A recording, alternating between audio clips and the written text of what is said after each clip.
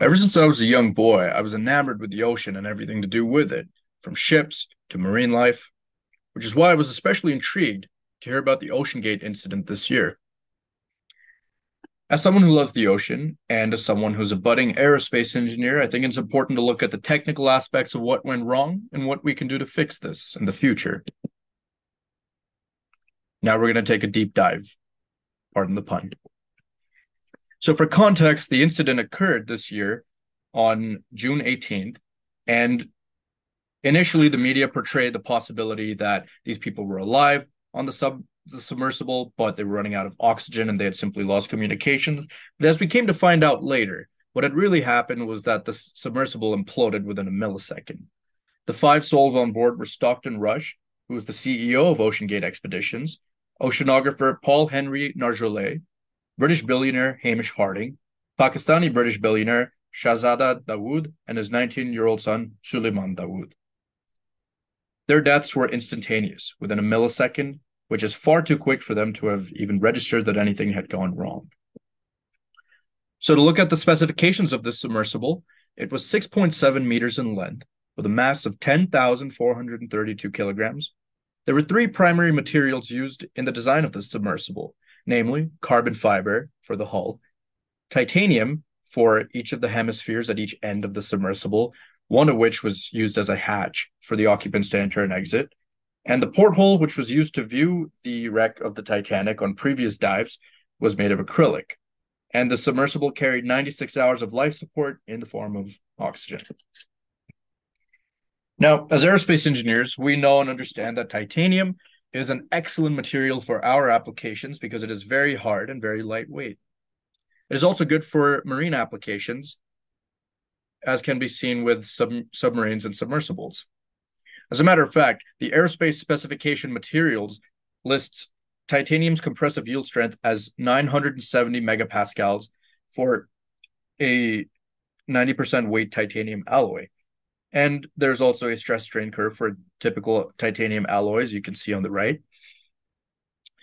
Carbon fiber, which was used for the hull, has really good tensile strength, but poor compressive strength. And the acrylic porthole window, additionally, was only rated for a depth of 1,300 meters, which is about a third as deep as the actual wreck of the Titanic. The pressure down there at the wreck of the Titanic is 6,000 pounds per square inch, as opposed to the 14.7 pounds per square inch you might experience at sea level. A multitude of things went wrong. There was minimal testing in the actual design of this submersible. Stockton Rush cut every corner he could to save money, which is why he used cheap materials. One source even reports that he bought expired carbon fiber from Boeing. There was no testing between trips and voyages. Now, this is crucial. Fatigue cycles apply to any kind of craft you might think of, from rockets to submersibles to ships. And there were no considerations of these fatigue cycles. There was no regulatory body that approved the design of the submersible. As I mentioned before, carbon fiber has excellent tensile strength but poor compressive strength, which makes the submersible design foolish. When you have something like a submersible, you typically want the hull, which is the primary structure, to be the strongest component so that the submersible is less likely to fail in tension. Stockton Rush designed his submersible in the exact opposite way, which makes it no surprise why it imploded on the way down. In my opinion, my professional opinion as an aerospace engineering student, I think that the hull should have been composed of titanium, much like other submarines, such as the one designed by famous oceanographer and movie director James Cameron. And the end should have been made of carbon fiber or perhaps some stronger material. It is important to learn from our mistakes and to take into account the ethics of engineering. Stockton Rush is a primary example of what not to do, and it cost him his life along with four others.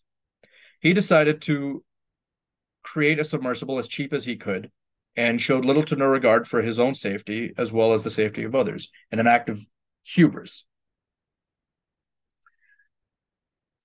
While there were some fail-safes on the submersible, such as a dissolving ballast that would allow the submersible to float to the surface after a certain amount of time, it was rendered completely useless because the submersible imploded within an instant. Had there been proper testing, the people on the submersible would be alive today. The submersible had made previous trips down to the wreck of the Titanic, and as I mentioned before, it underwent fatigue cycles, which were not taken into consideration at all between dives, which ultimately led to the destruction of the Titan submersible, and it must be avoided in the future.